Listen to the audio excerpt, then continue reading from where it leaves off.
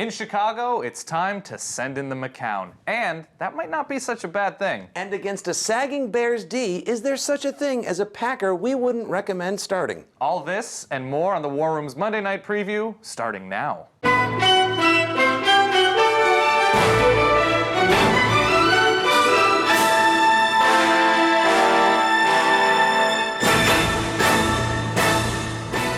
Let's go to Monday night. Chicago traveling to Green Bay. Chicago, of course, strong with the McCown. Yeah. Green Bay, of course, strong with their enormous monster of a running back, Eddie Lacy.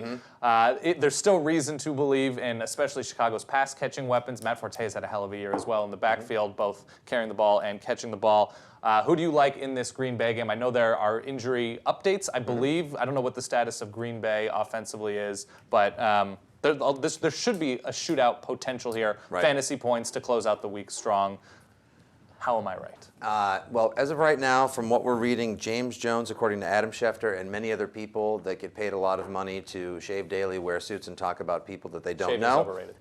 James Jones is looking like he's going to start Monday night. Okay. Now, that I wouldn't say that means that he's going to replace Jarrett Boykin. I still like Jarrett Boykin more than James Jones. Okay. Just because at that point you're not sure if Jones can be in on all the snaps. Maybe he'll start in a limited capacity. So if you're desperate, you could flex play James Jones. I still like Jarrett Boykin over him. And, of course, Jordy Nelson, who's just been a monster. Against this defense specifically, too. Now, the Bears' defense does have 10 interceptions on the season.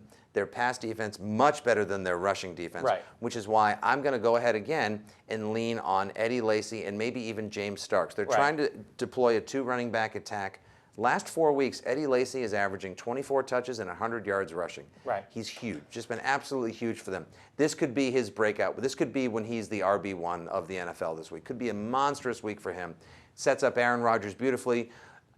It won't look like he's thrown a touchdown all game, and then you'll check his stat line, and it'll be 290 and 2 touchdowns. Right, That's and what he does. Even if he doesn't have a huge day on the ground, Eddie Lacy will serve the role for the passing game in play action for Aaron Rodgers, for Jordy Nelson, for Boykin. All of these guys will be a beneficiary of the Chicago defense that has to pay attention to Eddie Lacy. Right, and on the other side of the ball, just because you've got Josh McCown in, didn't look too bad in relief 2 weeks ago, and Brandon Marshall and Alshon Jeffrey are playing at a level where they'll actually make people that aren't that good at throwing the ball look good throwing the ball. Got to start them, and of course, big bad Martellus Bennett. Yes, big bad Martellus Bennett. I actually don't believe in Alshon as much just because he is their deep weapon. I like Brandon Marshall because he can make all of the catches and run all of the routes, but Alshon does rely on, 57-yard touchdown. I don't know that they're going to give that to Josh McCown unless they fall behind early and they have to start winging it. They could keep a chastity belt or restrictor plates on Josh McCown, but they could go down by 2 touchdowns, in which case Green Bay defense is a sneaky play, but I wouldn't hesitate on starting all those guys because Chicago's in full-blown desperation mode.